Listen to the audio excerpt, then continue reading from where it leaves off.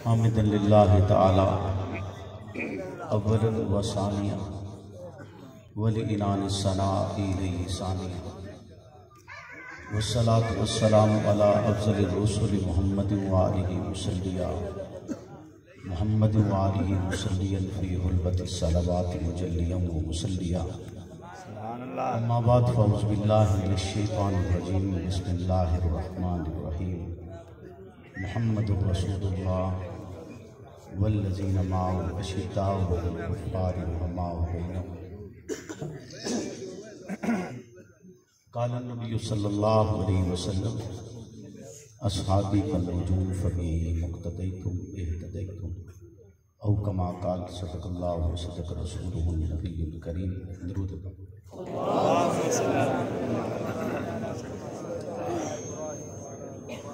اللہم صلی علی محمد معدن الجود والکرم منبع الحلم والحکم وآلہ وسلم اللہم صلی علی محمد وعلی آل محمد اللہم صلی علی محمد وعلی آل محمد اللہم صلی علی محمد وعلی آل محمد محمد سے پیار کرتے ہیں تیرا احسان ہے مولا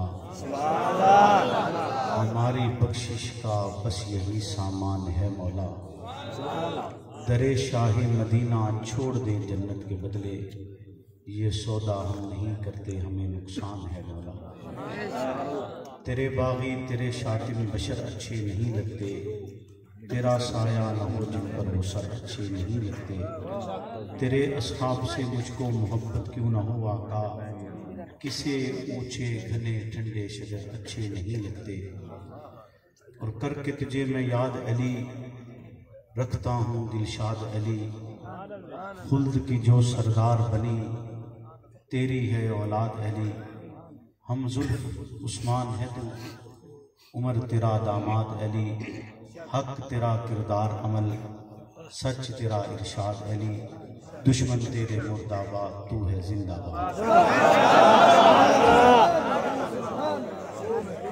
میرے واجب الاحترام دوستو بزرگوں آج آپ کی سالانہ معراج النبی صلی اللہ علیہ وسلم کانفرنس میں ایک طویل عرصہ کے بعد حاضری کا شرف حاصل ہوا ہے مجھ سے پہلے بہت ہی خوبصورت انداز کے ساتھ میرے محترم بھائی جاوید راز صاحب آپ سمع کلام تھے اور یقیناً آپ حضرات کا ایمان تازہ ہو رہا ہوگا محترم محمد حسین معاویہ صاحب کو پرخلوص دعوت پر حاضری کا شرف حاصل ہوا ہے ایک طویل وقت پہلے جب یہاں آئے تو بہت سے ایسے عظیم افراد ساتھ تھے جو اب مجھ میں اور آپ میں نہیں رہے یقیناً اللہ سے دعا ہے کہ اللہ ان کے درجات کو بلند فرمائے اللہ کے عالم سے دعا کو کہ وہ مجھے حق اور سچ کہنے کی توفیق عطا فرمائے اور حق اور سچ کہنے کے بعد مجھے اور آپ کو اس پر عمل پیرا ہونا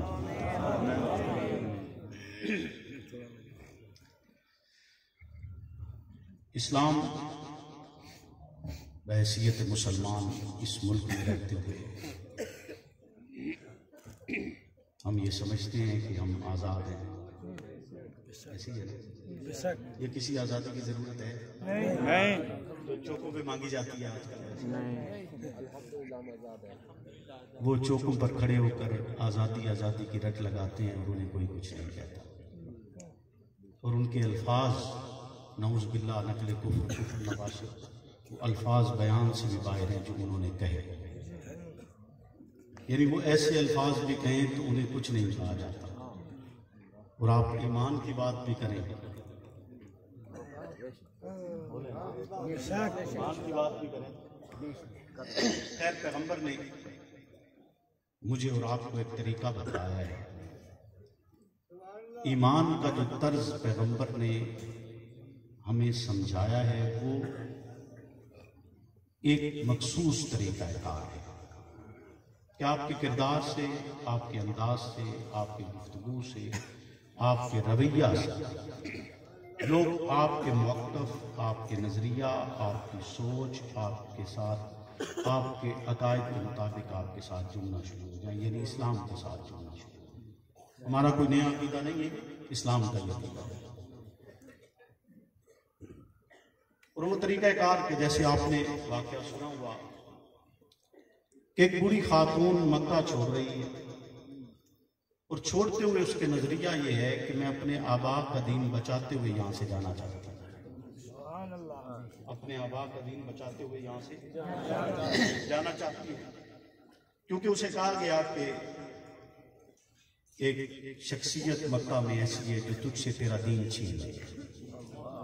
وہ مکہ سے جا رہی ہے اور ایسے بے سر و سامانی کا عالم ہے کہ اس کا سامان اٹھانے والا بھی کوئی نہیں، اس کا سامان اٹھانے والا بھی کوئی نہیں۔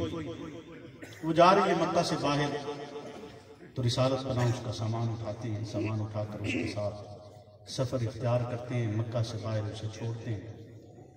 جب چھوڑنے لگتے ہیں تو وہ کہتی ہے کہ تو بڑا خوبصورت، بڑا حسین نوجوان ہے، ایسی خوبصورتی ہے تجھ میں کہ جیسی اور کسی میں ہم نے اس سے پہلے دیکھی نہیں ہے۔ جیسا کہ حضرت سعدی نے فرمایا کہ لا یمکن الثناء کما کان حقہ بعد از خدا بزرگ تو ہی قصہ مختصر۔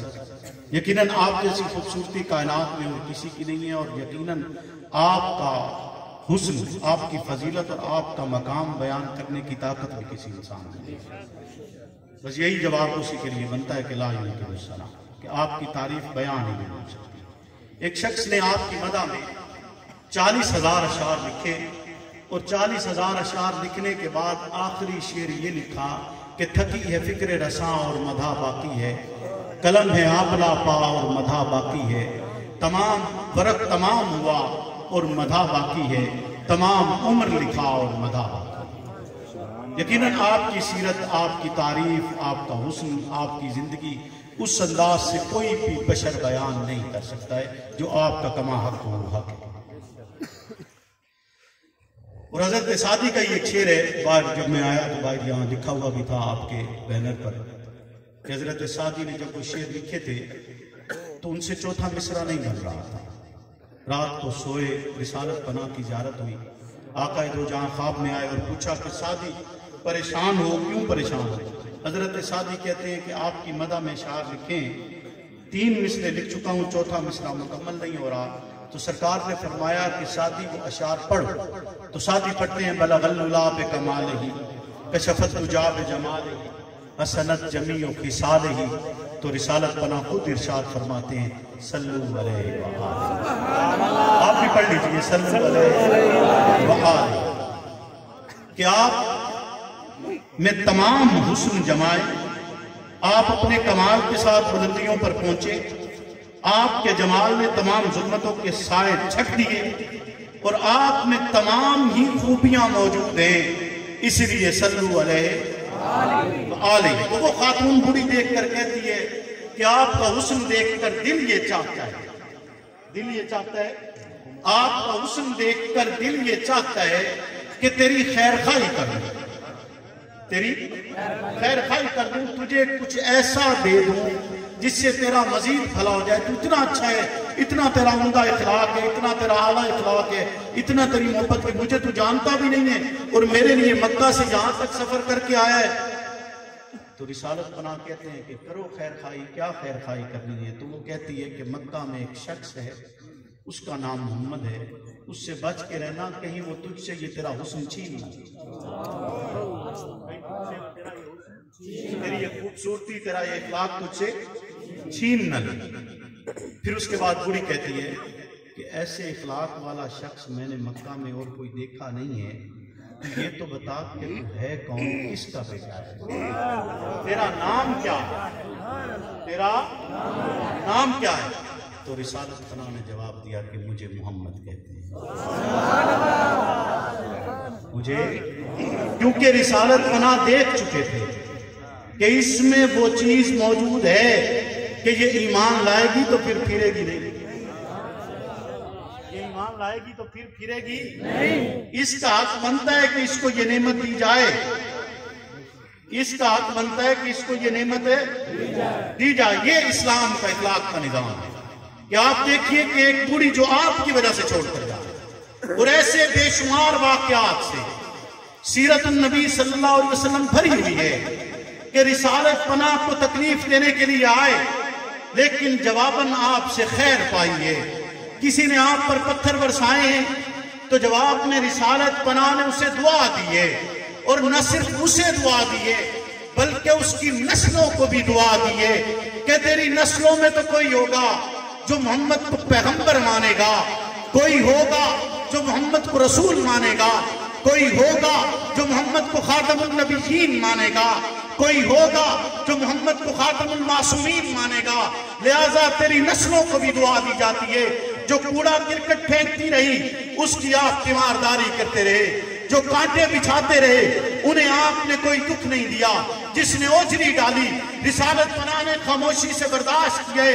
غرض ہر ستم جو ستم دین کی راہ میں آ سکتا ہے، رسالت پناہ نے ہر ستم اور تکلیف کو اپنی ذات پر برداشت کیے، لیکن پیغمبری نے نہ موقف تبدیل کیے، پیغمبری نے نہ نظریہ تبدیل کیے، پیغمبری نے نہ مشن تبدیل کیے، پیغمبری نے نہ اپنے الفاظ بدلے۔ قرآن کی چوٹی پر جو الفاظ تھے لا الہ الا اللہ کے، کہ اللہ کے سوا کوئی اور معبود نہیں ہے، وہی الفاظ رہے۔ شیب ابی طالب کی گھاٹی رہی، لا الہ کے الفاظ نہیں بدلے۔ طائف کی وادی رہی، پتھر برس نہیں، لیکن لا الہ کے الفاظ پیغمبر کے نطق معصوم سے جاری ہیں۔ راستے میں کانٹے بچھے ہوئے لیکن لا الہ کے الفاظ نہیں بدلتے۔ وہی بیت اللہ جسے رب کی ذات کے لیے بنایا گیا، اللہ کا گھر ہے، وحدہ لا شریک کا گھر ہے، اسی گھر میں 360 بتوں کی موجودگی میں پیغمبر کی زبان سے الفاظ چاہیے لا الہ الا اللہ۔ کیا پیغمبر نے اپنا موقف تبدیل کیے؟ پیغمبر نے اپنا نظریہ بدلے؟ پیغمبر نے اپنا سوچ بدلے؟ بتلائیے تو صحیح۔ 23 سالہ زندگی نبوت کا ایک ایک لمحہ آپ کے سامنے دشت ازبام ہے۔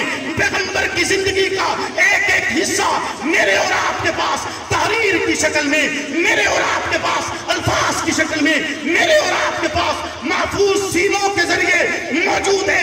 بتلائیے پیغمبر نے اپنی 23 سالہ زندگی میں اپنا نظریہ بدلے، 23 سالہ زندگی میں موقف تبدیل کیے، 23 سالہ زندگی میں الفاظ بدلے نہیں بدلے، بلکہ آپ کے بعد بھی تو الفاظ نہیں بدلے گئے، آپ کے بعد بھی نظریہ نہیں بدلا گیا، بلکہ میں کہوں گا کہ صدیق کہتے ہی اسے جو بانی کے نظریات کو زندہ رکھتا۔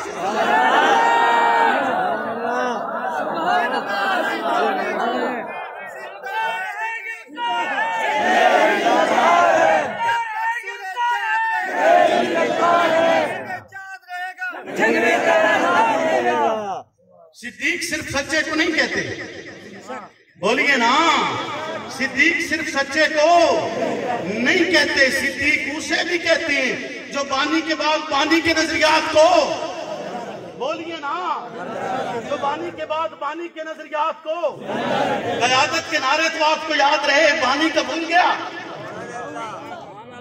بانی کا بھول گیا۔ آپ کا جوش و خروش میں نے دیکھا ہے، اسی جوش کے مد نظر آپ سے کہہ رہا ہوں کہ قیادت کے نعرے آپ کو یاد رہے اور بانی کا بھول گیا، ایسے ہی ہے نا؟ تو پھر توجہ کر کہ صدیق نظریہ نہیں بدلتا ہے، بانی کے بعد بانی کے نظریات کو تبدیل نہیں کرتا، اسے صدیق کہا جاتا ہے، اسے صدیق۔ پیغمبر ہجرت کرتے ہیں، ہجرت کا سفر ہے، آپ کے ہمراہ آپ کا ایک ہی ساتھی سفر اختیار کیا ہے، پیچھے صدیق اکبر کا غلام آپ کے لیے کھانا لے کر آتا ہے، کبھی کوئی اور چیز لے کر آتا ہے، اور پیچھے آپ کی بیٹی گھر میں موجود ہے، اسماء بنت ابی بکر۔ ابو جہل آتا ہے، آ کر سوال کرتا ہے، آ کر کہتا ہے کہ بتلا تیرا والد کہاں ہے، تیرا ابا کہاں گیا، بتلا ابو بکر کہاں ہے؟ تو صدیق کی بیٹی جواب نہیں دیتی، خاموش ہو جاتی ہے۔ بولتی کیوں نہیں؟ جھوٹ بھی بول سکتی تھی، بتلا بھی تو سکتی تھی، سچ بھی بول سکتی تھی، جھوٹ بھی بول سکتی تھی۔ اگر سچ بول دیتی تو نبوت کو خطرہ تھا، اگر جھوٹ بول دیتی تو صداقت کو خطرہ تھا۔ اگر بولتی تو کس کو خطرہ تھا؟ نبوت کو. جھوٹ بولتی تو صداقت کو خطرہ تھا. کیونکہ صدیق کا گھرانہ ہے نا, صدیق کا گھرانہ ہے نا, جھوٹ نہیں بولا جا سکتا. ابو جہل صدیق کی بیٹی کے چہرے پہ تھپڑ مارتا ہے. آج کوئی مارے نا تیری اور میری بیٹی کے چہرے پر تھپڑ, بتلاؤ ہے کسی میں ضرورت؟ تم تعلق توڑتے ہو یا نہیں توڑتے؟ رشتہ داری ختم کرتے ہو یا نہیں کرتے؟ برادری سے کٹ آؤٹ کرتے ہو کہ نہیں کرتے؟ بھائی سے بولنا چھوڑ دیتے ہو کہ اس نے آپ کی بیٹی کے چہرے پر تھپڑ مارا ہے. رشتہ داری ختم کرتے ہو, کھانا پینا ختم کرتے ہو, تعلق ختم کرتے ہو. دیکھو تو صحیح کہ صدیق کی بیٹی پر اسلام کے لیے صدیق کی بیٹی کے چہرے پر تھپڑ لگا, لیکن صدیق کی بیٹی نے اف نہیں کیے, پیغمبر کا پتہ نہیں بدلایا. ایک شخص انعام کے لالچ میں تلاش کرتا کرتا اس مقام تک پہنچا جہاں پیغمبر اپنے اس یار کے ساتھ موجود تھے. وہ اس غار کے دہانے پر پہنچے, این اس لمحے میں پہنچے جب پیغمبر تیاری کر چکے, پیغمبر سفر کا ارادہ کر چکے. وہ پہنچتے اور کوشش کرتے کہ میں پیغمبر کو گرفتار کر لوں, لیکن گھوڑا بھٹک جاتا ہے, گھوڑے سے نیچے کرتا ہے, پھر گھوڑے پر سوار ہوتا ہے, پھر کوشش کرتا ہے کہ میں پیغمبر کو پکڑوں تو گھوڑا زمین میں دھنس جاتا ہے. اسے سمجھ آ جاتی ہے کہ یہ فرد کا نظام نہیں ہے بلکہ زمین اور آسمان کا نظام, گردش میں زمین اور آسمان کا نظام ہے. اس پیغمبر نے آنے والے وقت میں حکمرانوں نے وہ کہتا ہے کہ میں آپ سے عرض کرتا ہوں, پیغمبر کہتے ہیں کر مجھے معافی دی جائے. پیغمبر کو پکڑنے کے لیے آئے تو پیغمبر کا اخلاق دیکھ, پیغمبر کی محبت دیکھ, پیغمبر کا اپنے مشن کے ساتھ انس دیکھ, پیغمبر کا اپنے مشن سے اخلاص دیکھ کہ وہ کہتے ہیں کہ میں آپ کو پکڑنے کے لیے آیا تھا, پکڑ نہیں سکوں. طاقت لگائیے, زور لگائے, قوت اختیار کیے, لیکن آپ کو پکڑ نہیں سکا. اب آپ سے درخواست کرتا ہوں. پیغمبر کہتے ہیں کر درخواست. وہ کہتے ہیں کہ مجھے امان دی جائے. پیغمبر کہتے ہیں ہاں چل تجھے امان دی. وہ کہتے ہیں نہیں, ایسے امان نہیں چاہیے, مجھے امان دینی ہے تو لکھ کر دیجئے. کیا اسے نہیں پتا تھا؟ پیغمبر تو لکھنا پڑھنا نہیں جانتے. محمد رسول اللہ نے تو جبریل کو جواب دیا تھا کہ مانا بکاری, میں پڑھا ہوا نہیں ہوں. جب جبریل کہتے ہیں کہ پڑھیے اس رب کے نام سے جس نے پیدا کیے, تو پیغمبر کا جواب یہ تھا مانا بکاری, میں پڑھا ہوا نہیں ہوں. اور وہ کہہ رہے مکہ کفر جو آپ کو پکڑنے کے لیے آئے, سراقہ بن جاشم کہتے ہیں کہ آپ مجھے لکھ کر دیجئے. سرکار حکم کرتی ہے عامر بن فہیرہ کو کہ عامر بن فہیرہ اسے امان لکھ کر دے دو. اسے امان لکھ کر دیتے. وقت گزر گیا, اسلام حاکم بنے. وقت گزرا, اسلام حکمران بنے. وقت گزرا, اسلام مکہ فتح کرتے. وقت گزرا, اسلام 10,000 مقدس نفوس کے ساتھ اسی مکہ کی وادی میں داخل ہوتے. جس مکہ سے پیغمبر کو نکالا گیا تھا, جس مکہ سے پیغمبر کے جانثاروں کو نکالا گیا تھا, اسی مکہ میں جس مکہ کی وادی میں پیغمبر کے جانثاروں کو تپتی ہوئی ریت پر لٹایا گیا, لیکن انہوں نے پیغمبر کا نظریہ تبدیل نہیں کیا تھا. اسی مکہ میں وہ مقدس نفوس داخل ہوتے, سراقہ سامنے آتے, آ کر کہتے کہ مجھے امان دی گئی تھی. وہ سوال نہیں کرتے کہ یہ تحریر کس جاگیردار کی ہے, یہ تحریر کس وڈیرے کی ہے, یہ تحریر کس لیڈر کی ہے, یہ تحریر کس دولت مند کی ہے. پیغمبر تو لکھنا پڑھنا نہیں جانتے. تجھے یہ تحریر کس نے لکھ کر دی ہے, وہ تحریر دیکھتی. دیکھ کر اسلامی لشکر کہتے ہیں کہ اس شخص کو امان دی جائے گی کیونکہ اس کے ہاتھ میں صدیق کے غلام کی امان ہے.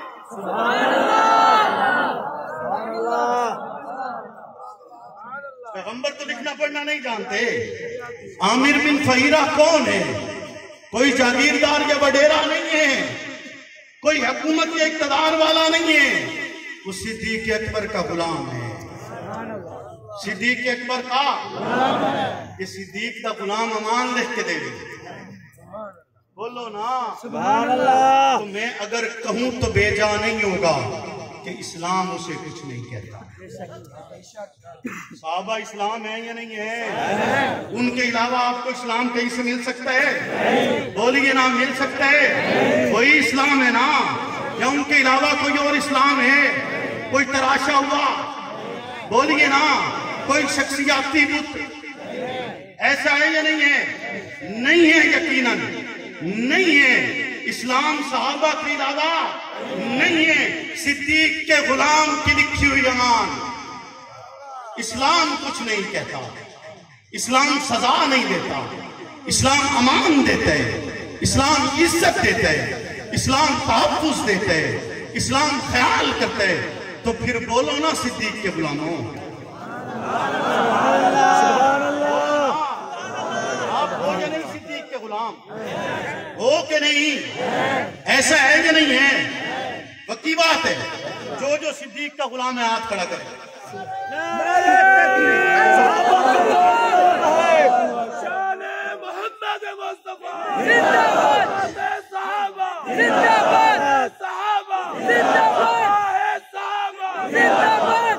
صحابہ کا جو غلام ہے ہمارا بھائی ہے، جو غلام ہے ہمارا بھائی ہے، جنگوی زندہ ہے، جنگوی توجہ ہے آپ کی؟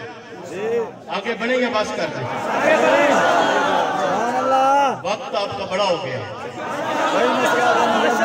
جیسے مجھ سے وعدہ تھا کہ 12 بجے آپ کو وقت دیں گے، کتنے بجے کا وعدہ تھا؟ اور میرے ساتھ مجھے کتنے بجے دیا گیا؟ تقریباً پونے 2 بجے تقریباً اس کے قریب۔ ساری رات حق کو ایسے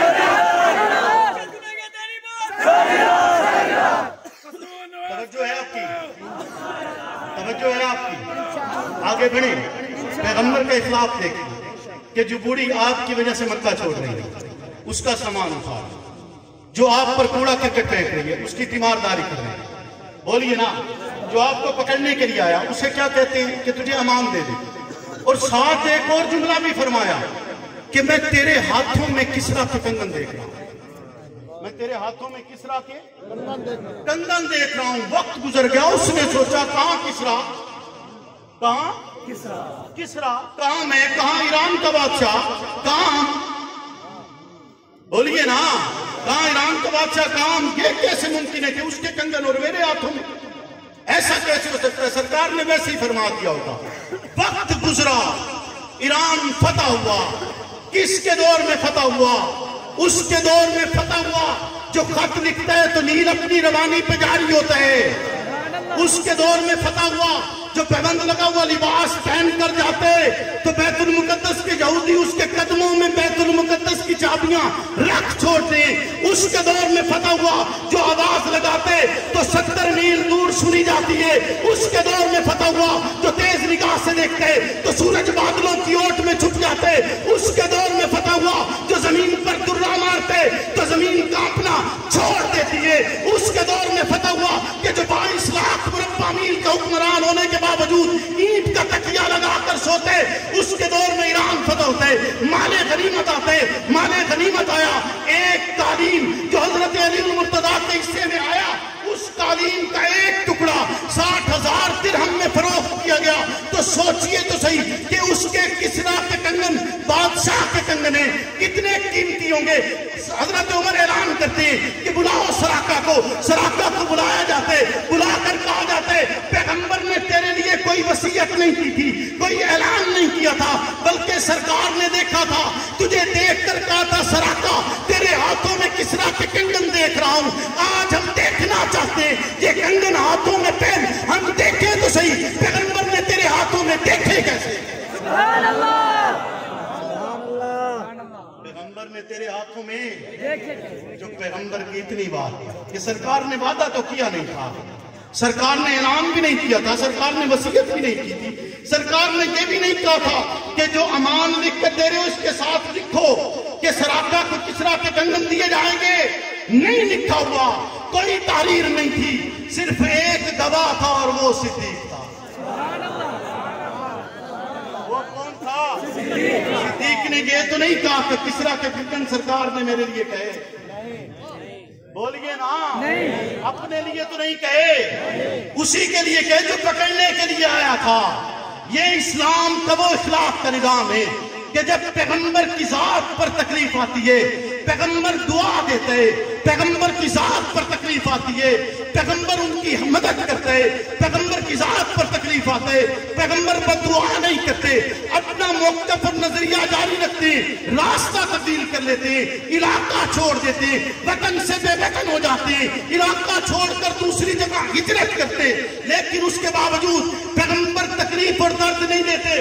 پھر زمانہ اور حالات بدلے، ایسا وقت بھی آئے کہ انہیں پر حاکم بھی بنے، لیکن تب بھی پیغمبر نے انہیں کہا آج کے دن بھی تمہارے لیے عام معافی ہے، آج کے دن بھی تمہارے لیے کوئی تکلیف نہیں، آج کے دن بھی تمہیں کوئی ستم نہیں دیا جائے گا، تمہیں کوئی درد نہیں دیا جائے گا۔ پھر اس وقت دیکھیے، آپ یہ دیکھیے کہ وہی 1400 مقدس نفوس جو پیغمبر کا سارا سرمایہ ہے، ان 1400 مقدس نفوس کے ساتھ پیغمبر عمرہ کی نیت کے لیے آئے، جنگ کے لیے نہیں آئے، لڑنے کے لیے نہیں آئے، سامان حرم پاس نہیں ہے، 1400 مقدس نفوس موجود ہیں، اور پیغمبر کہتے ہیں کہ میرے ہاتھ پر موت کی بیعت کرو۔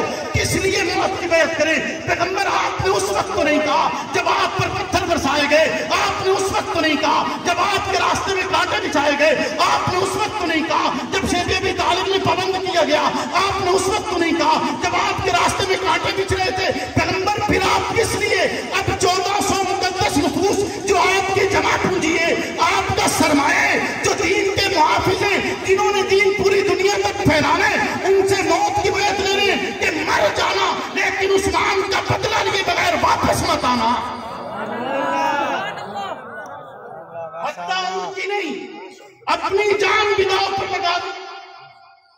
سوچئے تو صحیح کس لیے، توجہ تو کیجئے کہ پیغمبر کی ذات پر حملہ ہوتا ہے، پیغمبر جواب نہیں دیتے، پیغمبر کے صحابی پر حملہ ہوتا ہے۔ بولیے نا، پھر موت کی بیعت لیتے ہیں کہ نہیں لیتے؟ اپنی جان تک نچھاور کرنے کے لیے کہتے ہیں یا نہیں کہتے؟ ایک دفعہ مدینہ کی زمین پر ایسا ہوا کہ وہ صحابی جو دیہاتی علاقوں میں رہتے تھے، اونٹ چراتے تھے، اسلام کے اونٹ تھے، اونٹ چراتے اور ان کو شہید کر دیا گیا، اونٹ چوری کر لیے گئے، ان کا مسئلہ کر دیا گیا۔ پیغمبر حکم کرتے ہیں کہ علی جاؤ اور جا کر اسلام کے اونٹ بھی واپس لاؤ، اور جیسا سلوک صحابہ کے ساتھ ہوئے ویسا کرو، ان کا سر بھی تن سے جدا کرو، ان کی آنکھیں بھی نکالو، ان کے کان بھی کاٹو، ان کا ناک بھی کاٹو، اور انہیں بتلاؤ کہ جو سلوک تم نے اصحاب رسول سے کیے وہی سلوک پیغمبر دشمنان اصحاب رسول سے کرتا ہے۔ سبحان اللہ، سبحان اللہ، وہی سلوک ہے۔ اچھا گل ہے کہ یہ دیر نال ٹائم دینے چ میرا کوئی قصور نہیں، کیونکہ تواڈے بندے ہن یہ سمجھتے پن کہ تقریر لمبی ہوندی جاندی ہے تو وہ اٹھتے جاندے کیوں نہیں؟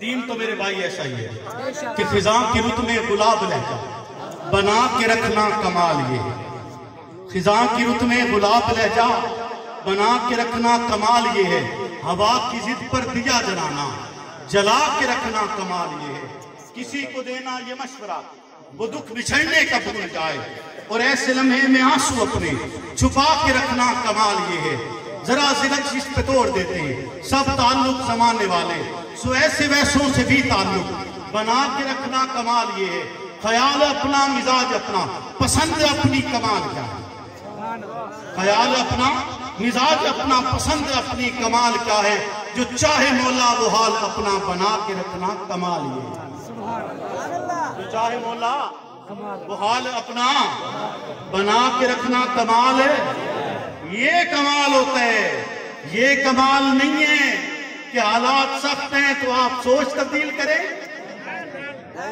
بولیے نا، پیغمبر نے یہی سکھلایا ہے، پیغمبر نے یہی سکھلایا ہے، کیا بانی نے بھی یہی سکھلایا ہے؟ ایسا تو نہیں ہوا، سہولیات اس وقت زیادہ تھی کہ آج زیادہ ہے، 1400 صدی پہلے زیادہ تھی کہ آج زیادہ ہے، آج زیادہ ہیں، یقیناً زیادہ ہیں، وسائل آج زیادہ ہیں، ان حالات میں کم تھے، لیکن وسائل بڑھتے گئے، ایمان کم نہیں ہونا چاہیے، ایمان کم نہیں ہونا چاہیے، یہی نظریہ ہے، یہی مکتب ہے، یہی پیغام ہے، یہی آواز ہے۔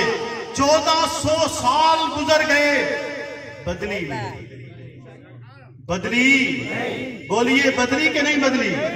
نہیں بدلی نا، بدلنی چاہیے، نہیں بدلنی چاہیے۔ جب آپ ایک نظریہ اپناتے ہیں، ایک سوچ اپناتے ہیں، اگر آپ کسی سے مرعوب ہو کر کسی کے خوف میں اپناتے تو پھر یاد رکھیے وہ عقیدہ نہیں ہوتا۔ عقیدہ وہی ہوتا ہے جو بلا خوف ہو، عقیدہ وہی ہوتا ہے جو بغیر کسی ڈر کے ہو، عقیدہ وہی ہوتا ہے جو بغیر کسی مروبیت کے ہو، عقیدہ وہی ہوتا ہے جو سیدھے اور سادے آپ کو اس نظریے پر چلا دے جو پیغمبر تک پہنچتے۔ اسی آواز کے لیے، اسی نظریے کے لیے بے شمار افراد اپنی جانیں دے چکے، اور پھر بالآخر امیر عظیمت نے اپنی جان دیے لیکن نظریہ تبدیل نہیں کیا، سوچ بدلی نہیں ہے، مشن بدلا نہیں ہے، اسی نظریے کے ساتھ، اسی آواز کے ساتھ، اسی درد کے ساتھ، اسی پکار کے ساتھ میں آپ سے کہنا چاہوں گا کہ اگر آپ سن سکتے ہیں، آپ کے کانوں میں آواز آ رہی ہے، آپ شعور رکھتے ہیں تو یقیناً سنیے، کان لگا کر سنیے۔ آج بھی آپ کو آواز آ رہی ہوگی، آج بھی مرکز اقنواس سے مرشد اقنواس چیخ چیخ کر، چلا چلا کر آپ سے کہہ رہے ہیں موت گواہی کر لے، چلا کر آپ سے کہہ رہے ہیں مارنے والا اللہ، چلا کر آپ سے کہہ رہے ہیں کہ اگر کوئی موت دے سکتے تو وہ ایک خالق کائنات ہے۔ یاد رکھیے، موت زندگی میں ایک دفعہ نہیں ہے، ایک دفعہ مریے، پل پل مت مریے، مرنا ہے تو ایک دفعہ مر، اور اس انداز سے مر کہ پھر تیرے مرنے پر بھی زمانہ ناز کرے۔ وہ آواز اگر آپ سن سکتے ہیں، وہ مجھ سے